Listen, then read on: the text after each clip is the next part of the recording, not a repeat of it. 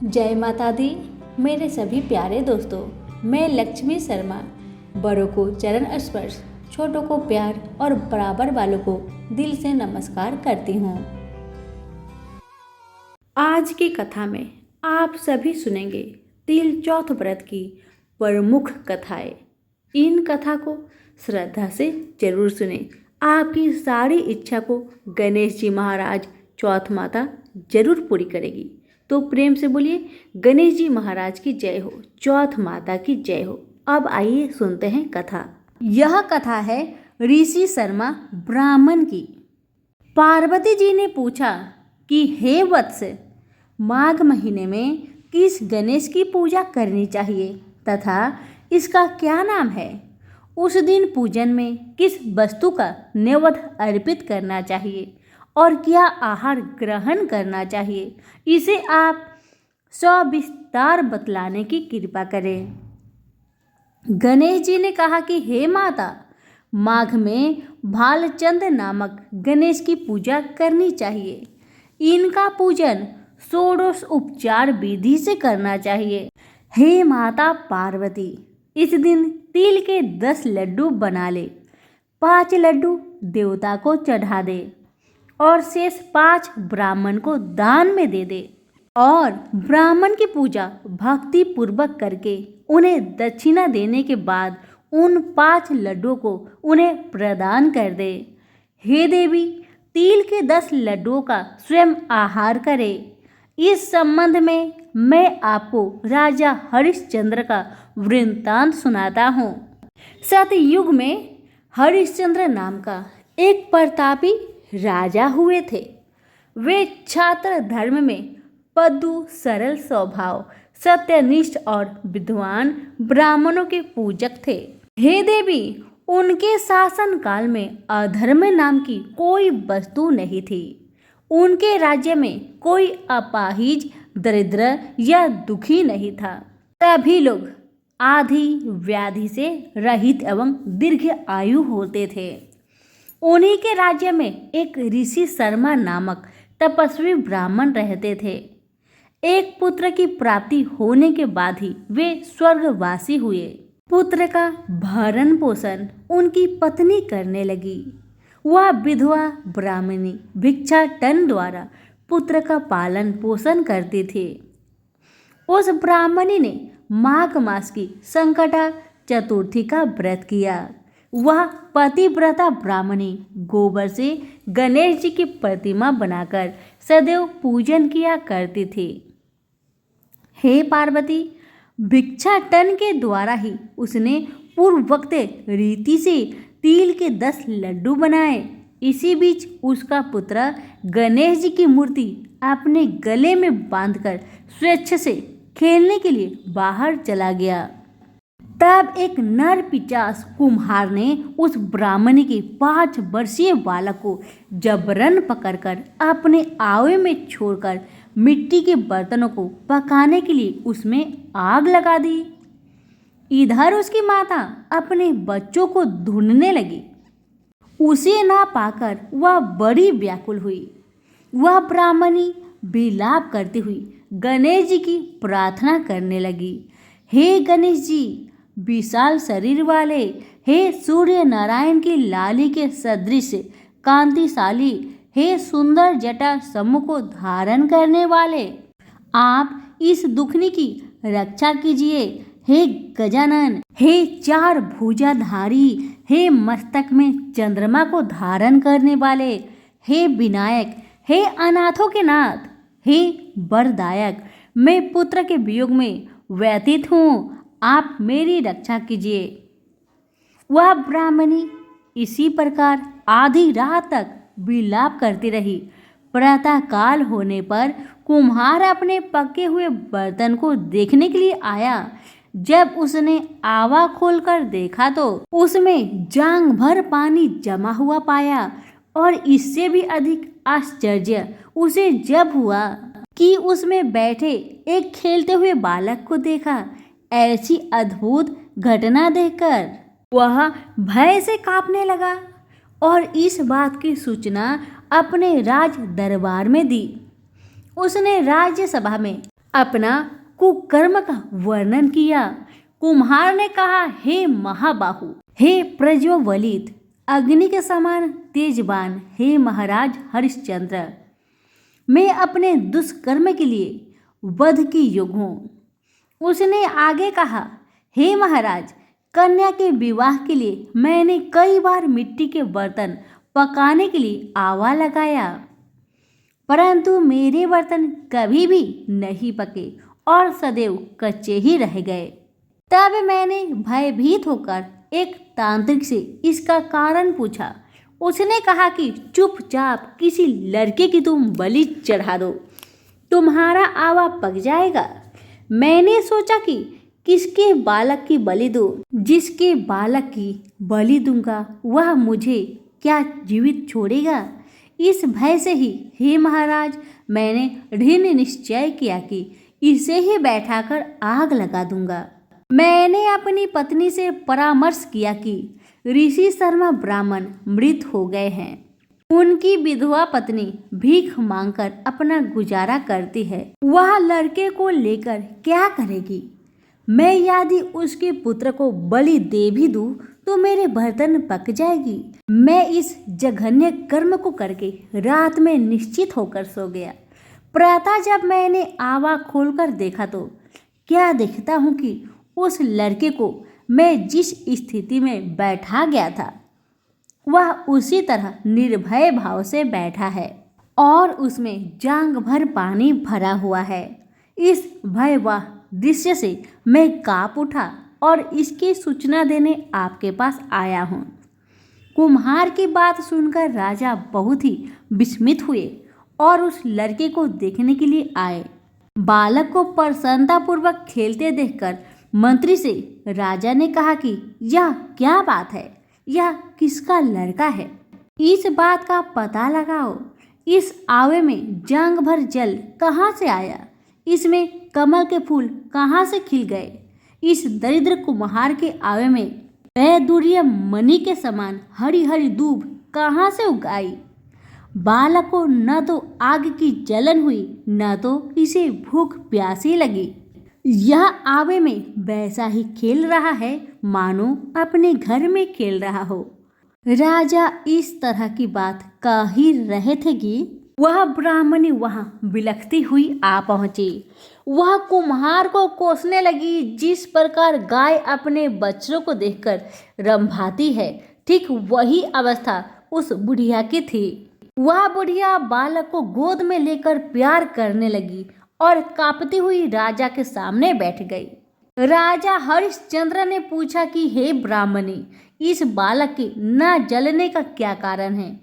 तू क्या कोई जादू जानती है अथवा तूने कोई धर्माचरण किया है जिसके कारण बच्चे को आज तक न आई? राजा की बात सुनकर ब्राह्मणी ने कहा, हे महाराज, मैं कोई जादू नहीं जानती और न तो कोई धर्माचरण, तपस्या, योग, दान आदि की प्रक्रिया ही जानती हूँ। हे राजन, मैं तो संकट नाशक गणेश चतुर्थी का व्रत करती हूँ। उसी व्रत के प्रभाव से मेरा पुत्र जीता जागता बच गया। ब्राह्मणी की बात सुनकर राजा ने कहा कि मेरे राज्य की संपूर्ण जनता इस संकट नाशक गणेश चतुर्थी का व्रत करे, इसमें मेरी पूर्ण सम्मति है। राजा ने उसकी परिक्रमा करते हुए कहा कि हे पतिव्रते, तू धन्य है।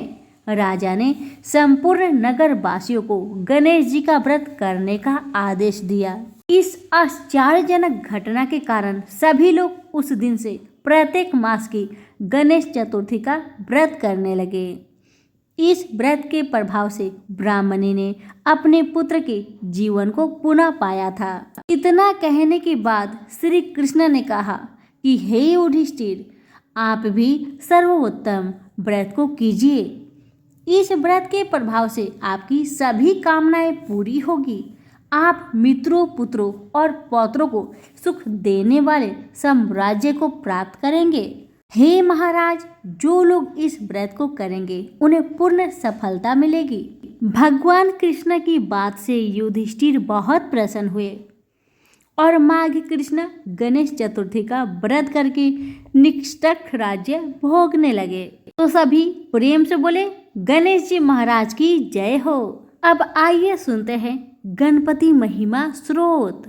जय गणपति देवा प्रभु जय गणपति देवा, विघ्न विनाशक स्वामी सुख संपत्ति देवा।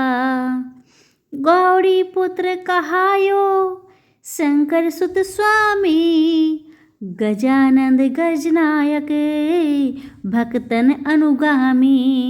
रिद्धि सिद्धि के मालिके मुसक असवारी, कर जोड़े विनती करे आनंद उर्भारी। प्रथम आपको पूजते शुभ मंगल दाता, सिद्धि होए सब कारज दरिद्र हट जाता। प्रेम से बोले गणेश भगवान की जय। एक सेठ सेठानी थे, उनका एक बेटा और बहू थे। बहू सबको भोजन करा के फिर स्वयं भोजन करती। एक पड़ोसन ऐसी भी थी जो रोज पूछती कि बहू आज क्या बनाया, क्या खाया है। बहू कहती ठंडो बासी। एक दिन उसके पति ने ऐसा सुनकर विचार किया कि आज तो पकवान बनाए जाए, फिर देखे कि मेरी पत्नी क्या कहती है। उसने तरह तरह के पकवान बनवाए और घर के सभी लोगों ने एक साथ बैठकर भोजन किया। आज भी पड़ोसन ने पूछा तो बहू ने कहा ठंडो बासी। सेठ के लड़के ने सोचा हो ना हो कोई बात अवश्य है जिससे कि मेरी पत्नी ऐसा कहती है। उसने पत्नी से पूछा तुम रोज ठंडो बासी खाया ऐसा क्यों कहती हो, जबकि हम सब ने एक साथ बैठकर कई तरह के पकवान खाए। उसकी पत्नी बोली हम जो खा रहे हैं वह बाप बूढ़ों की कमाई है। जिस दिन आप कमा कर लाओगे उस दिन मैं समझूंगी ताज़ा भोजन कर रहे हैं। अब एक दिन लड़के ने माँ से कहा मैं एक बड़े शहर में कमाई करने जा रहा हूँ। माँ बोली बेटा अपने पास इतना धन है कि खाया नहीं खुटेगा। माँ के मना करने पर भी बेटे ने स्वयं कमाने का दृढ़ निश्चय कर लिया और जाते समय पत्नी से कहा मैं जब तक कमाकर बहुत सा धन लेकर न आऊं तुम चूल्हे की आग मत बुझने देना। एक दिन चूल्हे की आग बुझ गई तो वह मन ही मन घबराने लगी, कहीं मेरे पति पर संकट तो नहीं आन पड़ा। जल्दी से पड़ोस में से आग लाकर चूल्हे में रख दूं, ऐसा विचार करके पड़ोस में गई। वहाँ पड़ोसन चौथ माता का व्रत पूजन कर रही थी। पड़ोसन ने कहा थोड़ी देर में आकर ले जाना। बहू ने पड़ोसन से पूछा आप यह व्रत क्यों करती है, इससे क्या मिलता है। पड़ोसन ने कहा चौथ माता के इस व्रत को करने से अन्य लक्ष्मी मिले और अपनी मनोकामना पूरी हो। अब बहू भी चौथ माता का व्रत करने लगी। दीवार पर चौथ माता बनाई। उस दिन घी गुड़ का चूरमा बनाकर रात्रि को चंद्रमा को अर्घ्य देकर भोजन करती। ऐसा करते करते बहुत दिन हो गए। चौथ माता ने उस बहू के पति को सपना दिया कि साहूकार का बेटा तू जागे कि सोवे, तेरी पत्नी बहुत याद कर रही है, घर जाकर उसकी चिंता मिटा। तू दुकान खोलकर कंकु केसर का पगलिया बना के बैठ जाना, आज तेरा हिसाब किताब चुकता हो जाएगा। अब तो चौथ माता ने जैसा कहा था वैसा ही हुआ। उसने घर जाने की तैयारी की, गाड़ी भर के धन दौलत लेकर चल दिया। रास्ते में एक बड़ा सा काला नाग फन फैलाए बैठ गया और कहने लगा आज तो मैं तुझे डसूंगा, छोड़ूंगा नहीं। आज तेरी आयु पूरी हो गई है। सेठ ने लड़के से कहा, आज चौथ माता ने मुझे सपना दिया तो मैं पत्नी से मिलने घर जा रहा हूँ। वहाँ मेरी पत्नी बहुत चिंता कर रही है। मैं उससे मिलकर जरूर आऊँगा। तब तुम मुझे डस लेना। नाग ने कहा, तुम शपथपूर्वक कहकर जाओ तो मैं तुम्हें जाने दूंगा, परंतु लौट कर नहीं आए तो तुम्हारे घर आकर मैं तुम्हें डस लूंगा। इस प्रकार सर्प को वचन देकर वह अपने घर पहुंचा। वहां सभी से हंसी खुशी से मिला और भोजन करके उदास होकर बैठ गया। उसकी पत्नी ने उदास होने का कारण पूछा तो पति ने काले नाग वाली बात बताते हुए कहा, यदि मैं उसके पास नहीं जाऊंगा तो वह घर आकर ही मुझे डस लेगा। पत्नी बहुत चतुर थी। उसने कहा कि आप घबराओ नहीं, लेट जाओ, मैं एक उपाय करती हूँ। पत्नी ने कमरे की 7 पीढ़ी धोई। पहली पीढ़ी पर रेत, दूसरी पर इत्र, तीसरी पर गुलाब फूल, चौथी पर कंकु केसर, 5वीं पर लड्डू पेड़ा, 6ठी पर गादी गलीचा और 7वीं पीढ़ी पर दूध का कटोरा भरकर रख दिए। इस प्रकार वह 7 ही पीढ़ी सजाकर बैठ गई। आधी रात होते ही नाग आकर पीढ़ी चढ़ने लगा। पहली पीढ़ी पर रेत में लौट गया और कहने लगा कि सेठ की बहू ने आराम तो बहुत दिया, पर बचनों से बंधकर आया हूँ, सो डसूंगा अवश्य ही। इसी प्रकार 7 पीढ़ियों पर नाग आराम करता हुआ कहता हुआ कि डसूंगा जरूर। कमरे में जाने ही वाला था कि चौथ माता ने विचार किया, मैं इसे नहीं बचाऊंगी तो संसार में धर्म कर्म और व्रत पूजन को कौन मानेगा। अब तो गणेश जी, चंद्रमा जी और चौथ माता ने उसे बचाने का विचार किया। चंद्रमा जी ने उजाला किया, चौथ माता ढाल बनी और गणेश जी ने तलवार लेकर नाग को मार दिया और ढाल से ढक दिया। अब बहू भी थकी हारी सो गई। दिन उगा तो लोग बेटे से मिलने आए, परंतु बेटा बहू तो उठे ही नहीं थे। बहुत देर हो गई तो माँ उन्हें उठाने गई। माँ ने 7 पीढ़ियों पर जो कुछ देखा तो बहुत घबराई और बेटा बहू को आवाज़ लगाई। बेटा बहू उठे तो देखा कि एक ढाल तलवार वहाँ पड़ी है। अब ढाल उठाई तो वही काली नाग मरा हुआ पड़ा है। बेटा बहू ने सोचा कि आज तो धर्म कर्म ही आड़े आए। जो भगवान गणेश जी और चौथ माता ने अपनी रक्षा की, हे चौथ माता, आपने जैसी सेठ के बेटे बहू की रक्षा की, वैसी सबकी करना। तो सभी प्रेम से बोले, चौथ माता की जय हो, गणेश जी की जय हो। इस कहानी को हर महीने की चौथ के व्रत के समय कहीं वह सुनी जाती है और इसके बाद गणेश जी की कहानी सुनी जाती है। कथा। एक नगर में एक बूढ़ी माँ रहती थी। वह अपने बेटे की सलामती के लिए हर महीने की चौथ का व्रत करती थी। हर चौथ के दिन बूढ़ी माई पंसारी के पास जाती, थोड़ा सा गुड़ और थोड़ा सा घी लाकर 4 लड्डू बनाती थी। एक अपने बेटे को देती और एक से पूजा करती और एक हाथ कार के लिए निकालती और एक चांद उगने के बाद स्वयं खा लेती थी। एक समय की बात है, एक बार बूढ़ी का बेटा अपने ताई से मिलने गया। ताई ने बैसाखी चौथ का व्रत रखा था। लड़के ने ताई से पूछा, ताई आप कौन सा व्रत कर रही हैं? तब ताई ने बताया, बेटा मैं बैसाखी चौथ व्रत करती हूँ। यह सुनकर लड़का बोला, ताई मेरी माँ तो 12 महीने की हर चौथ की व्रत करती है। यह सुनकर ताई बोली, बेटा तेरी माँ तेरी कमाई से तरमाल खाने के लिए 12 चौथ व्रत करती है। तू परदेश चला जा, अब तुम्हारी माँ एक भी चौथ का व्रत नहीं करेगी। लड़के को लगा कि मेरी ताई ठीक ही कह रही है, मुझे ऐसा ही करना चाहिए।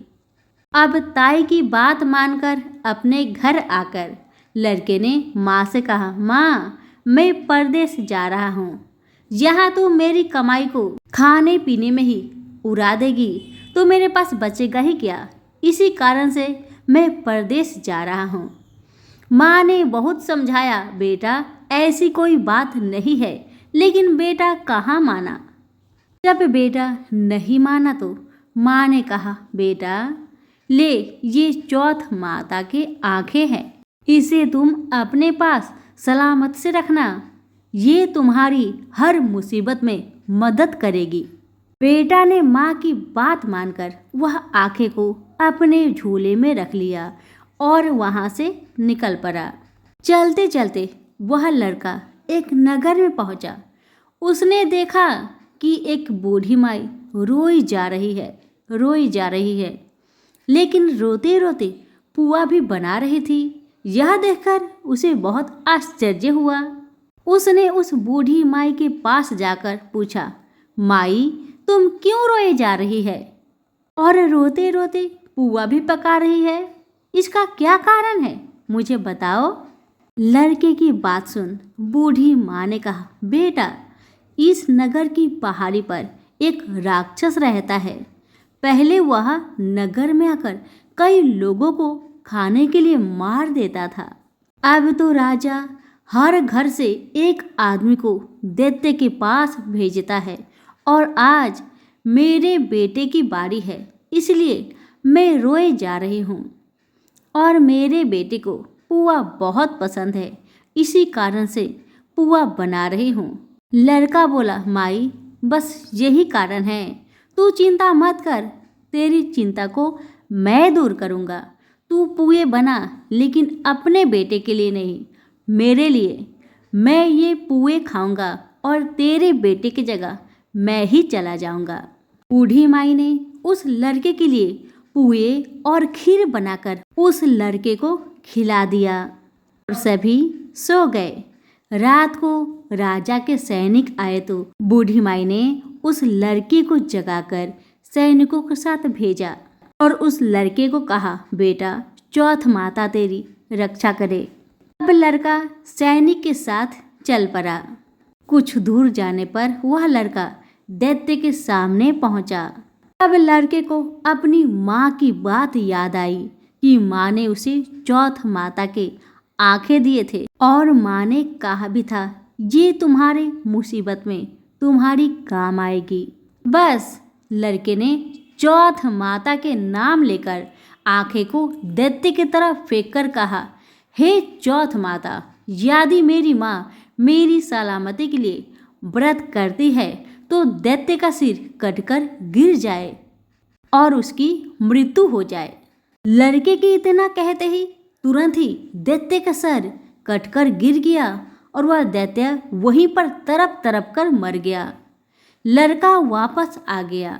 राजा ने उसे ढेर सारे उपहार देकर विदा किया। लड़का उस नगर से चलते हुए एक दूसरे नगर में पहुंचा।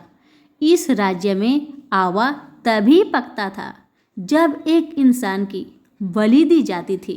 सिपाहियों ने उसी लड़का को पकड़कर आवे में चुन दिया। लड़के ने तुरंत चौथ माता की आंखें निकाली और आवा में डाल दिया और कहा, हे चौथ माता, यदि मेरी माँ मेरे लिए व्रत करती है तो आवा मेरी बलि लिए बिना ही झट से पक जाए। लड़का के इतना कहते ही चौथ माता की कृपा से आवा तुरंत पक गया। आवे में से मिट्टी की जगह सोने चांदी के बर्तन निकलने लगे। जब कुम्हार अंदर से बर्तन निकालने लगा तो लड़का अंदर से बोला, बर्तन धीरे धीरे निकालना, मुझे चोट लग जाएगी। इस तरह से अंदर से आवाज सुनकर कुम्हार बहुत डर गया और राजा से सारी कहानी बताया। राजा ने आवे से उस लड़के को निकलवाया और पूछा, इस आवे में से तुम बच कैसे गए? लड़के ने बताया कि उसकी माँ चौथ माता की व्रत करती है, व्रत के कारण ही वह बच पाया है। राजा को इसका विश्वास नहीं हुआ और उसने एक चांदी की सुराही मंगवाई और कहा कि सुराही की नली से निकल कर तुम दिखाओ, तभी मैं विश्वास करूंगा तुम्हारी बात में सच्चाई है।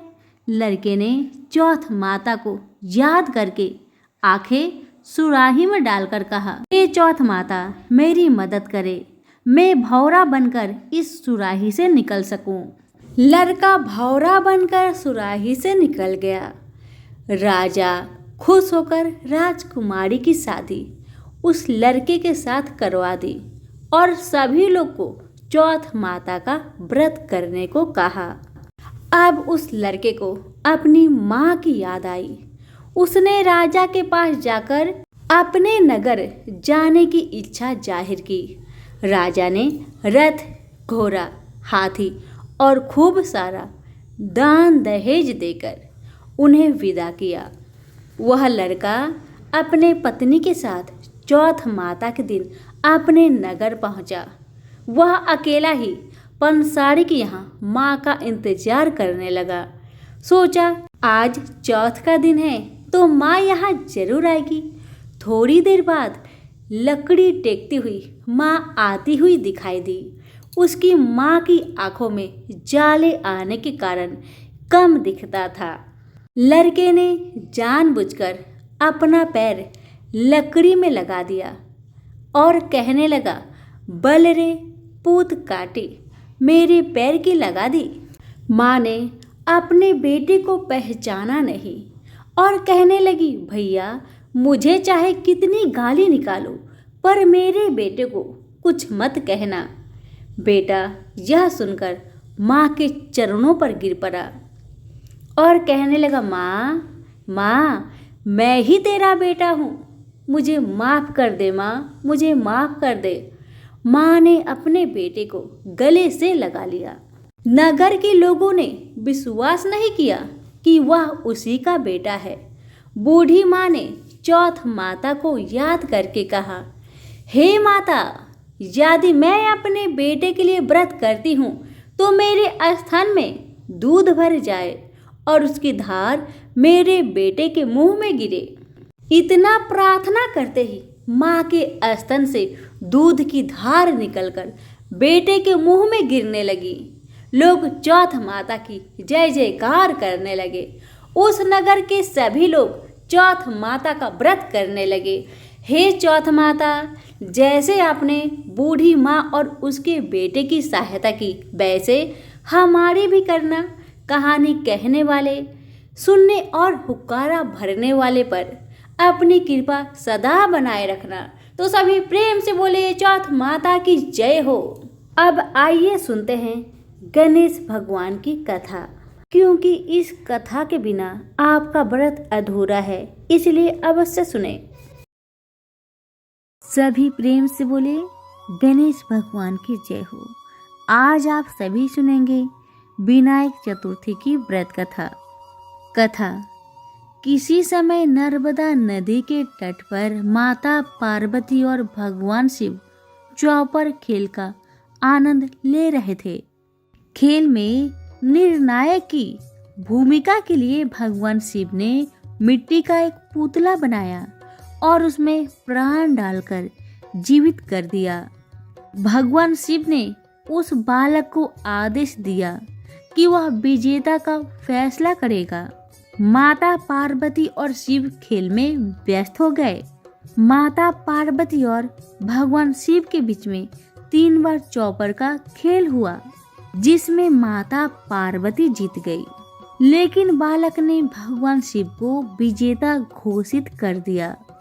बालक के फैसले पर माता पार्वती बहुत क्रोधित हुई और उन्होंने बालक को श्राप दे दिया, जिसके बाद बालक ने माता पार्वती से क्षमा मांगते हुए कहा कि भूलवश हो गया, जिस पर माता पार्वती ने कह दिया कि दिया हुआ श्राप वापस नहीं होगा। हालांकि माता पार्वती ने बालक को श्राप से मुक्ति के उपाय बताए, बालक द्वारा माता पार्वती से श्राप मुक्ति का उपाय पूछने पर उन्होंने कहा कि भगवान गणेश की पूजा के लिए नाग कन्याएं आएगी, तब उनके कहे अनुसार व्रत करना होगा, जिसके बाद श्राप से मुक्ति मिल जाएगी। वह बालक कई वर्षों तक श्राप से जूझता रहा। एक दिन भगवान गणेश की पूजा करने के लिए नाग कन्या आई, जिससे बालक ने गणेश व्रत की विधि पूछी और सच्चे मन से भगवान गणेश की पूजा करने लगा। कहते हैं कि बालक की भक्ति को देखकर भगवान ने उन्हें दर्शन दिया और उससे वरदान मांगने के लिए कहा। भगवान गणेश के आशीर्वाद से वह बालक श्राप से मुक्त हो गया, जिसके बाद वह बालक माता पार्वती और शिव से मिलने के लिए कैलाश पर्वत पर पहुंचा। कहते हैं कि जब बालक भगवान शिव से मिलने कैलाश पर्वत पर पहुंचा तो भगवान शिव ने भी 21 दिनों तक गणेश व्रत किया, जिसके बाद माता पार्वती की शिव के प्रति नाराजगी दूर हो गई। भगवान शिव ने माता पार्वती को गणेश व्रत की विधि और महिमा के बारे में बताया। सभी प्रेम से बोले गणेश जी की जय हो। कथा यहीं पर समाप्त हुई। धन्यवाद।